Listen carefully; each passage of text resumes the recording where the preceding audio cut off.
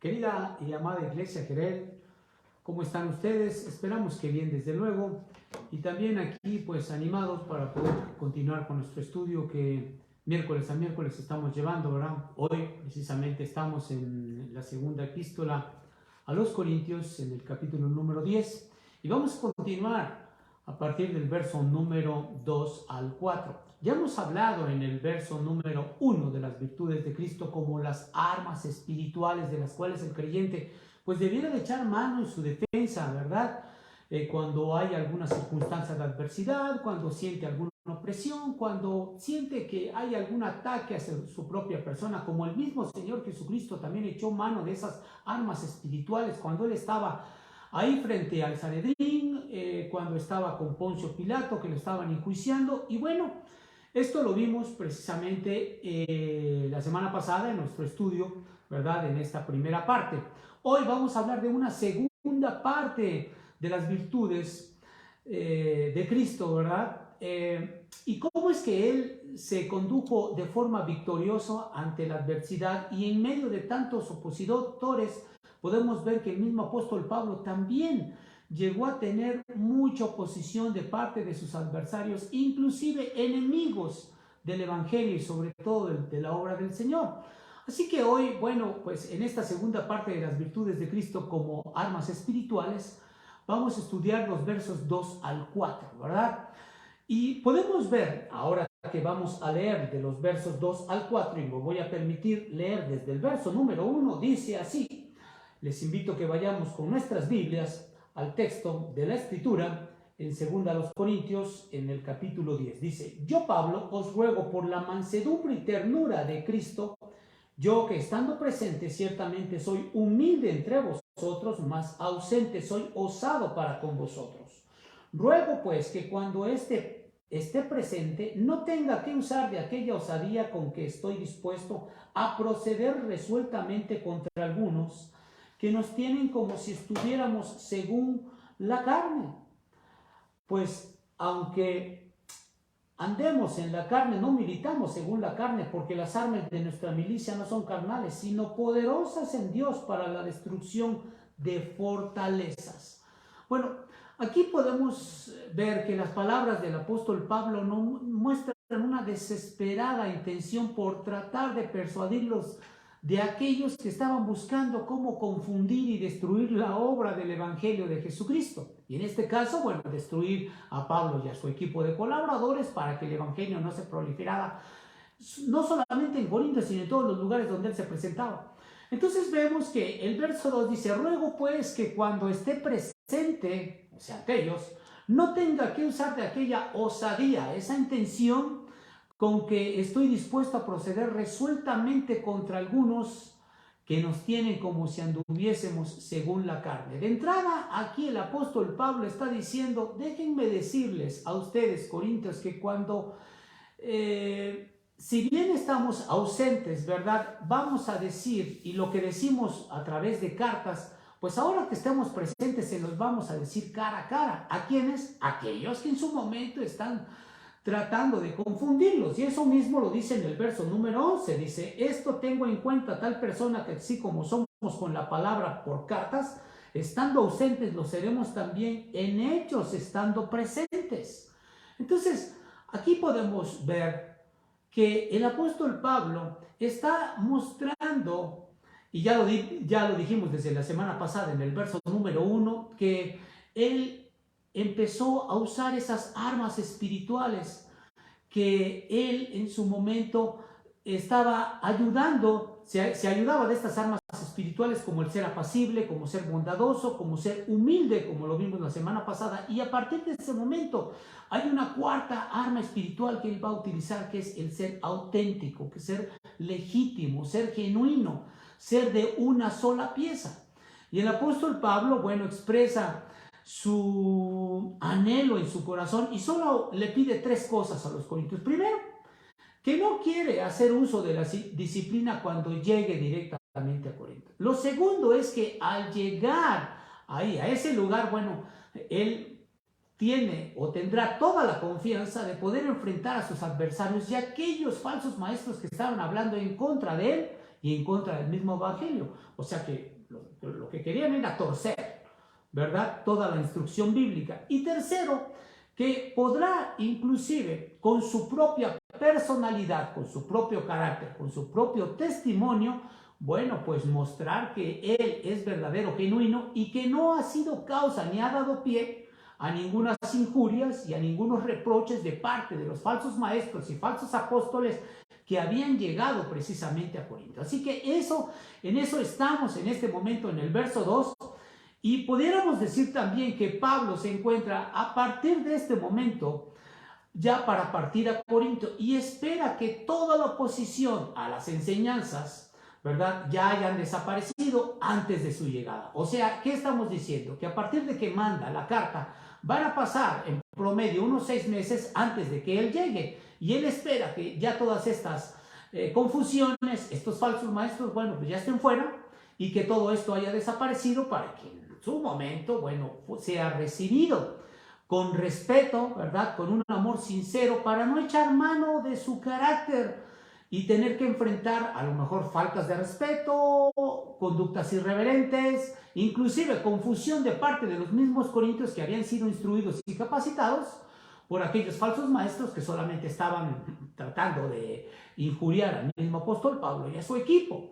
Entonces, les anticipa que no quiere llegar a disciplinarlos como lo hizo en su primera exhortación, cuando mandó la primera carta a los mismos corintios en el capítulo 4, ¿verdad? Si vamos ahí a la primera carta, en el capítulo número 4, veremos que aquí el apóstol Pablo les está llamando la atención por aquel asunto que hemos hablado ya tantas veces. Y en el verso número 21, ya él sabiendo con antelación lo que estaba sucediendo y lo que había sucedido dentro de la iglesia, les dice en el verso número 21 del capítulo 4, en su primera carta, dice: ¿qué queréis? ¿Iré a vosotros con vara o con amor y espíritu de mansedumbre?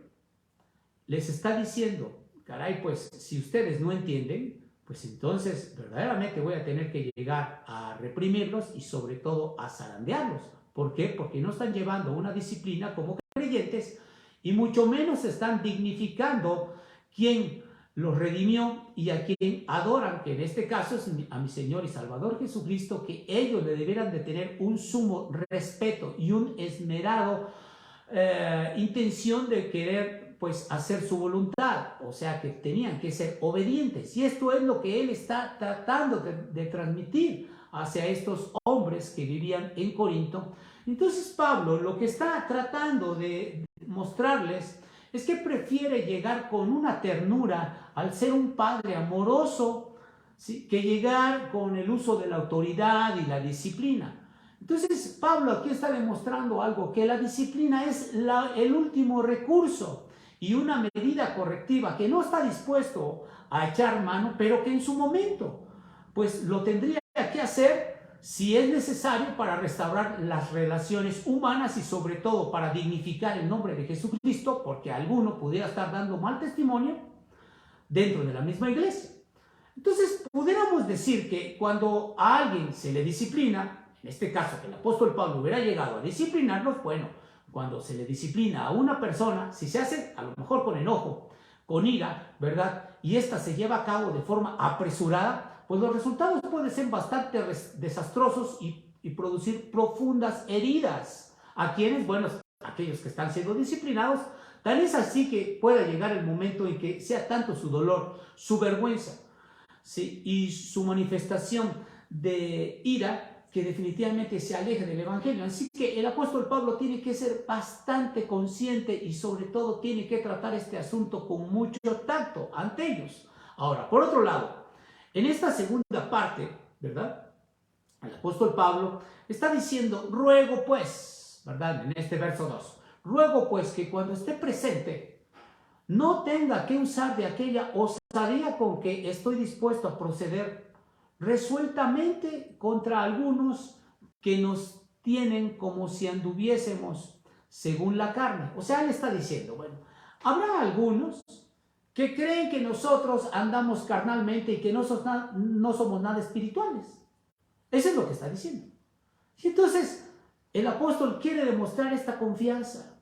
¿Cuál confianza? Bueno, la confianza que tiene en Dios, que al momento de enfrentar a los intrusos que han llegado a confundir y que estaban dirigiendo a muchos otros por el mal camino y que ya tenía muchos adeptos, bueno, pues él mismo los identifica como falsos apóstoles, como falsos maestros. Y esto lo menciona precisamente en el capítulo 11, verso número 13. Les invito a que vayan para allá, por favor, en el capítulo 11, verso número 13, y sigue hablando de estos falsos maestros y dice, porque estos son falsos apóstoles, obreros fraudulentos, o sea, que solamente buscan un beneficio personal, ¿verdad?, que se disfrazan como apóstoles de Cristo. O sea, les está diciendo a los corintios, tengan cuidado con estos hombres que están llegando ahí a tratarles de enseñar, porque lo único que están haciendo es confundirlos, están torciendo la doctrina y les están mostrando a otro Cristo,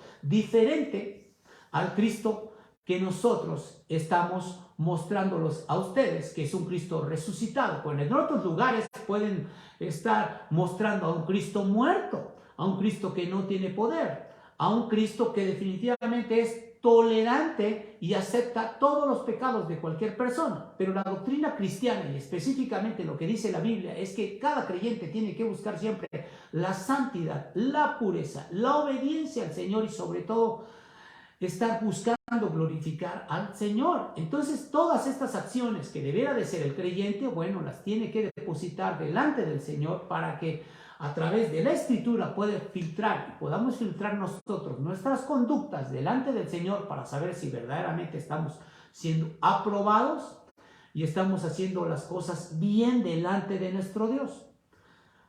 ¿Por qué razón lo decimos? Porque los falsos maestros solo usaban la mentira, la difamación para desacreditar al mismo apóstol Pablo, diciendo que era un incrédulo, diciendo también que caminaba como un impío buscando su propia gloria.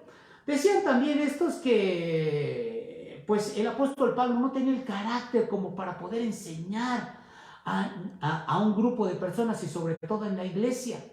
Así que estos hombres, entre más tiempo se quedaran en Corinto, ¿verdad?, pues iban a tener más adeptos, más seguidores, y esto provocaba que el mismo evangelio, la obra del Señor, iba a ser prácticamente pues desafiada. ¿Por qué? Porque entonces iban a ser introducidas otras doctrinas diferentes, como hasta el día de hoy en muchos lugares del mundo, ¿sí?, y aquí en México pues también hay muchas doctrinas fraudulentas que tuercen el verdadero y genuino evangelio de mi Señor Jesucristo que está en la Escritura. Entonces, el apóstol Pablo en este momento está en plena batalla contra los falsos apóstoles, quienes pues lastiman su testimonio y que constantemente blasfemaban de él, blasfemaban de todas las cosas que hacía el apóstol Pablo, y ya sea que estuviera presente o ausente el mismo apóstol, bueno, pues ellos decían que era un predicador incompetente, que tenía carencias espirituales como para poder edificar y guiar a un grupo de personas, y más aún a las iglesias de las cuales estaban en Asia y sobre todo aquellas iglesias que estaban en Grecia. Entonces, con todo esto, el apóstol Pablo no es que se sienta solo, sino que él tiene un grupo de seguidores, no de él mismo, sino un grupo de seguidores de Jesucristo, y estamos hablando de los mismos corintios, que ellos tenían que entender y despertar, desempolvarse, como nosotros nos tenemos que desempolvar cada vez que podamos detectar alguna doctrina herética en cualquier lugar. Tenemos constantemente que tener muy bien apercibidos nuestros sentidos y que el Espíritu Santo nos muestre dónde es donde fallamos y dónde en ocasiones fallan aquellos falsos maestros, y que no caigamos nosotros en la apatía y que no nos dejemos envanecer o vencer por el engaño y la mentira. Así que lo que el apóstol Pablo está tratando de mostrarles es que tenían que ser un frente común donde les acreditara pues como auténticos creyentes, y al momento de ser auténticos creyentes, bueno, serían fieles adoradores y fieles obedientes a la palabra de nuestro Señor. En resumidas cuentas, lo que el apóstol Pablo estaba tratando de decir es que no sean confundidos, Una persona que está constantemente versada en la Escritura, que está estudiando constantemente la palabra de nuestro Dios, no va a ser confundida. Por el contrario, poco a poco va a ir adquiriendo la sabiduría que el Señor otorga a través de esta palabra suya, para que podamos ser sabios, para que alcancemos un conocimiento óptimo. ¿Por qué? Porque el Espíritu Santo, el Espíritu de Dios, nos va a hacer sensibles e hipersensibles a cualquier doctrina herética que pueda alguien predicar, y en ese momento nosotros lo pudiéramos detectar. Así que con esto pudiéramos considerar que el apóstol le está diciendo, bueno, tienes que considerar que una de estas armas espirituales, ¿cuál es? Bueno, pues el ser auténtico, y sobre todo tienes que detectar cualquier cosa que pudiera venir a tu vida para que no te desafíe y que te confunda y tuerza la doctrina cristiana. Hay una quinta arma espiritual que el apóstol Pablo va a utilizar aquí, y está precisamente en el verso número 3. Y el verso número 3 del capítulo 10 dice, pues aunque andamos en la carne, no militamos según la carne. Bueno, ¿qué es lo que está diciendo aquí el apóstol Pablo? Pablo está admitiendo aquí abiertamente que aunque vive en el mundo, como todos nosotros vivimos en el mundo, no se sujeta ni se acomoda a las normas del mundo. O sea, él se siente incómodo de vivir conforme a las cosas del mundo. Y es lo que el cristiano debiera de ser.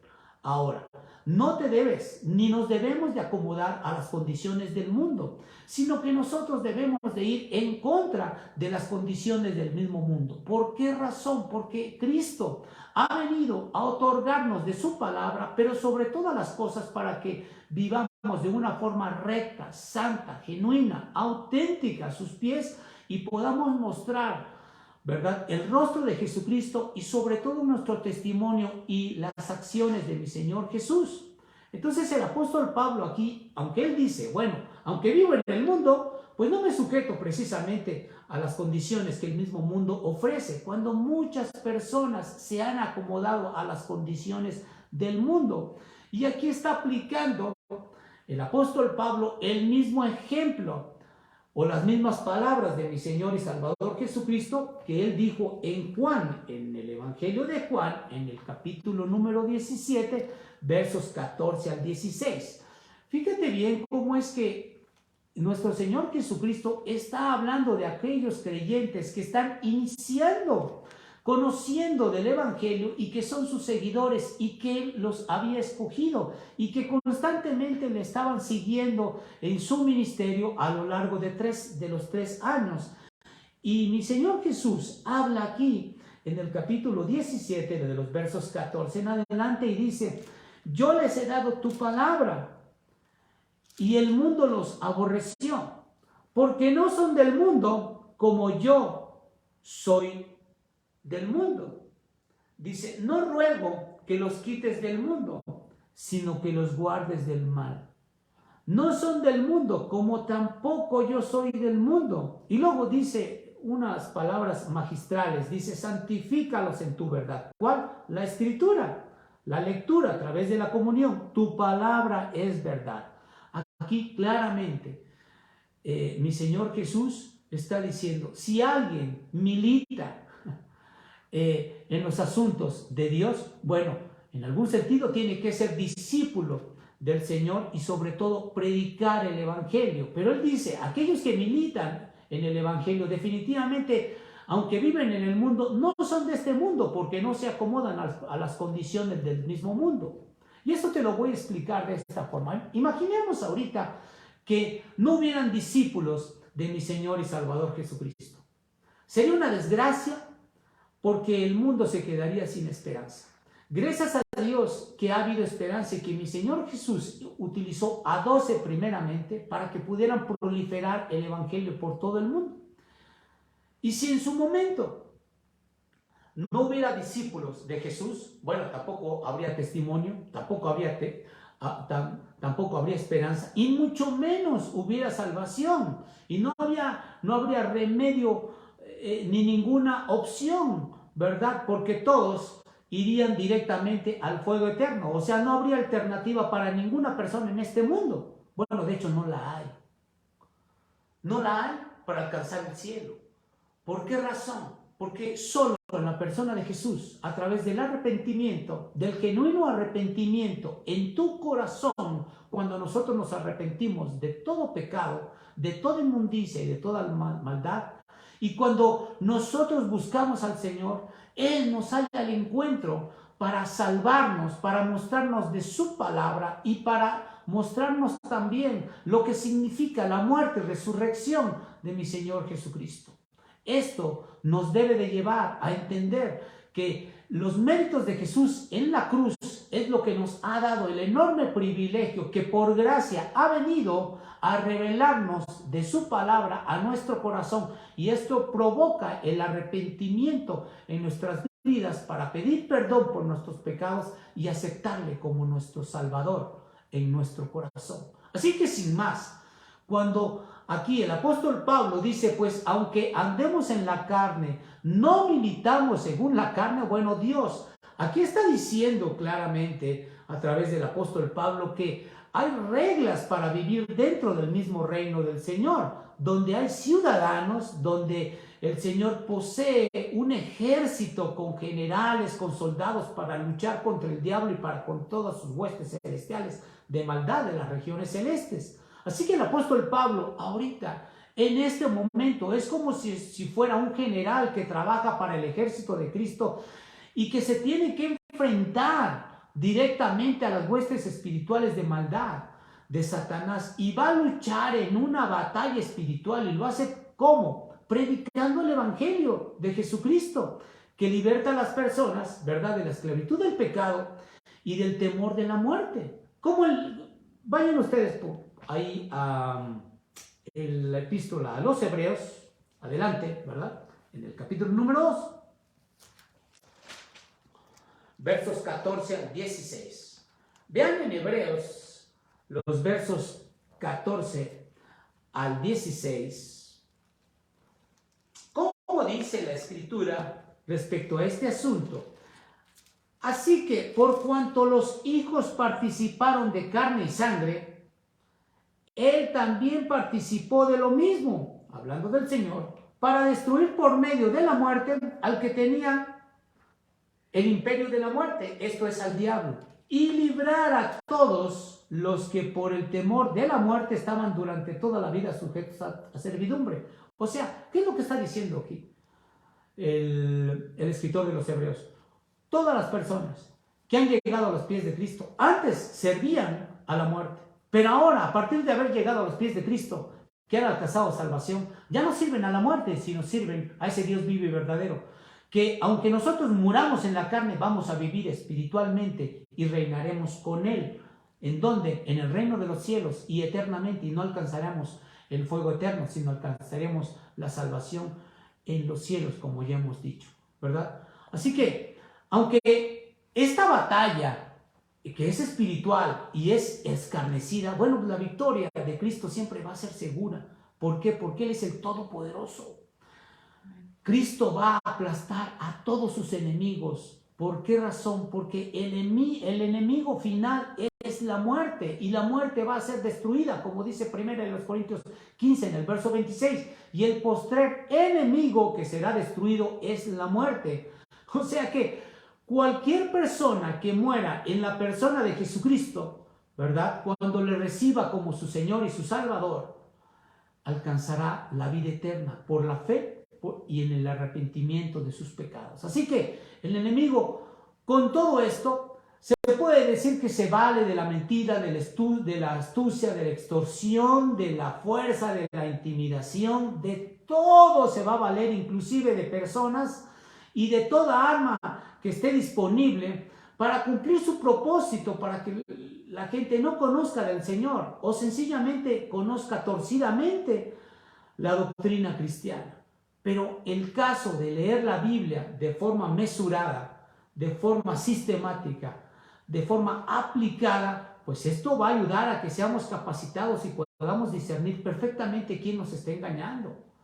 Entonces, por ello es que yo te invito a que podamos considerar que si somos fieles seguidores de Jesucristo, ¿quiénes son estos? Bueno, aquellos que hemos sido redimidos del pecado por nuestro Señor Jesucristo, aquellos que hemos sido liberados de la esclavitud de Satanás.